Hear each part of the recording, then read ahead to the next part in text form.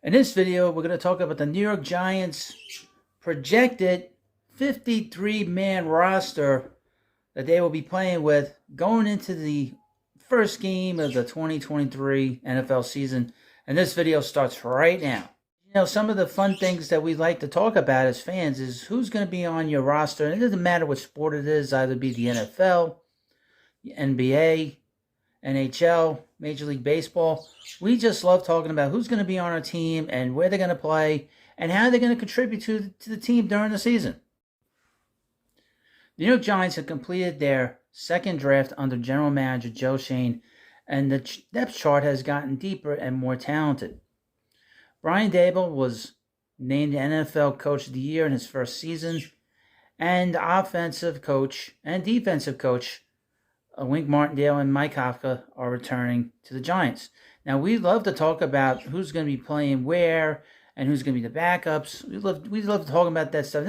It doesn't matter who you talk to and really what sport you're talking about. So first up, at quarterback, Daniel Jones. Well, Daniel Jones is going to be the starter. And most likely Tyrod Taylor will be the backup. But here's a little interesting thing. Jones was inked to a 4-year extension worth $160 million this offseason and is cemented as the team's starter unless something catastrophic occurs. Hope, God willing, that doesn't happen. Taylor is in the last year of his deal and will serve as the backup for at least this season. Tommy Devito, who was an undrafted free agent and did not get drafted by any NFL team, is from Syracuse. He's a local product. Could end up getting cut and land on the practice squad depending on how he performs in training camp. I know a lot of people are really rooting for him because he's a local guy. People know him. At running back, and here's an interesting thing. Saquon Barkley has not put his name to the dotted line when it comes to signing a deal with the Giants. So he might not be ready for camp. He might not even be here. He might not even be here for training camp. But as a starter, you have Saquon Barkley, and then you have 3 other guys that are basically, they're not really backups, but they kind of complement him because you can't play him every down. We got Matt Breida, Gary Brightwell, and the rookie, Eric Gray, who they just drafted. Now, Barkley has little leverage in his holdout situation, but the Giants will likely sign him to a reasonable deal to avoid any ugliness. Now, there is talk that they're negotiating, but we'll see. Breida, Brightwell, and the rookie Gray are solid backups who should see some touches to take the burden off of Saquon. At wide receiver, now this is the most exciting group for me because the Giants were not really that deep or really that good last year in terms of a long threat. The stars will be Isaiah Hodgins, which I can see him not being a starter because he kind of came in at the last little bit of the season last year. Paris Campbell, Darius Slayton, Jalen Hyatt, they drafted with their third selection.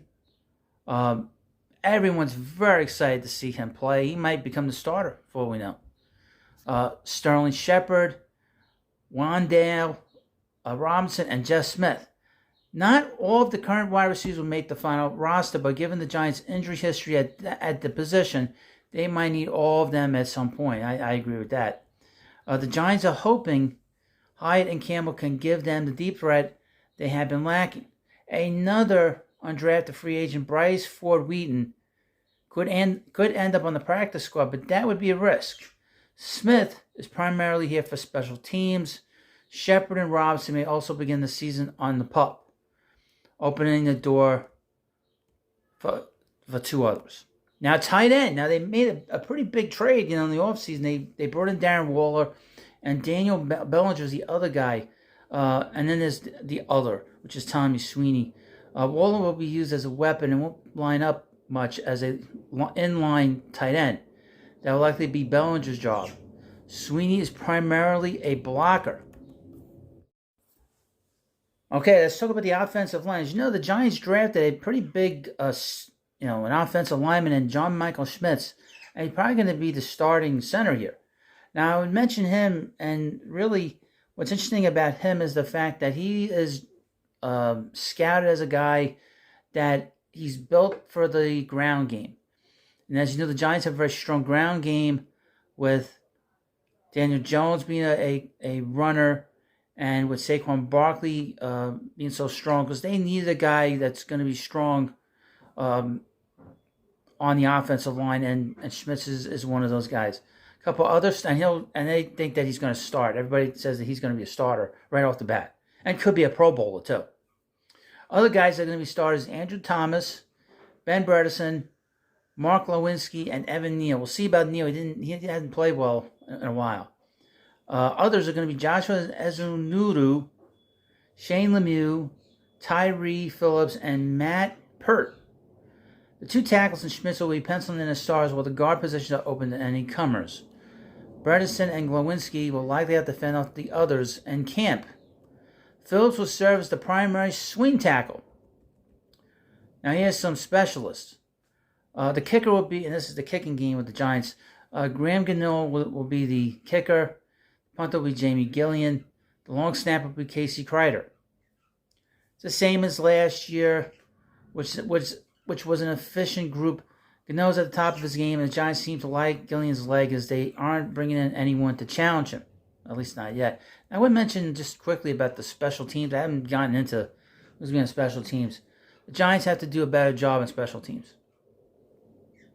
In particular, catching the ball and running the ball and being more on the offensive part of it.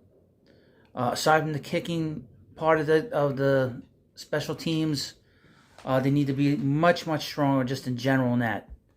That cost them a lot of yardage last year, and they need to do a better job of that and be able to not turn over the ball. From the defensive line, this is another exciting group. Defensive linemen, the stars will be Leonard Williams, Dexter Lawrence, as you know, he signed that big contract with the Giants, Ashawn Robinson. And the others will be DJ Davidson, Raheem Nunez-Roches. Hope I'm saying his name right. Lawrence got paid and will now man the nose for Big Blue for the foreseeable future, so he's not going anywhere. Robinson and Nacho should help improve the run defense. Draft pick Jordan Riley might have a steep learning curve, but the Giants love his size and the way he defends the run. He's a practice squad candidate. All of the players the Giants drafted have a very good chance to play with the Giants, especially the last few players they drafted. That these guys have a real good chance not only to be in the practice squad, but also have the ability and a chance to get into games. All of them. All 7 of them. Inside linebacker, Bobby Okereke and Jared Davis. The others will be Mika McFadden and Darian Beavers. Okereke is a huge addition to this group, and if Davis can pick up where he left off last season, the Giants will have a nice duo in the middle. Be on the lookout for an improved McFadden and Beavers coming off a season-ending knee injury. He could force their hand if he has another strong camp. We'll see. Outside linebacker. There's another guy, Kayvon Thibodeau and Aziz Ojulari.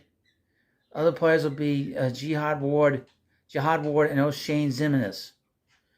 If they can get both stars on the field together for more than 7 games this year, they just might find out how potent their pass rush can be. Thibodeau looks like he's ready to bust out, and Ojulari had 5.5 sacks in just 7 games. Ward and Zimenez are experienced backups, but the others are all going to have to impress the coaches in camp to make the roster. At cornerback, now this is probably the biggest addition, was Deontay Banks, who they drafted. And then, of course, you have Adoree Jackson and Cordell Float coming back, with the other guys being Darnay Holmes, Trey Hawkins, another draft pick, Aaron Robinson, and Amani Oruwariye. Jackson and Banks should have a clear path to start, and Flute, who is better in the slot, should fend off the others for the job. But this group is much more talented than the one they finished last season with. Hawkins could be a surprise, and Robinson could also finally stay healthy and be a factor as well. And at safety, we have a couple of candidates that are going to be starters. Xavier McKinney and Jason Pinnock. And the other guys will be Dane Belton, Javarius Owens, who they drafted. That was the last draft pick that they had.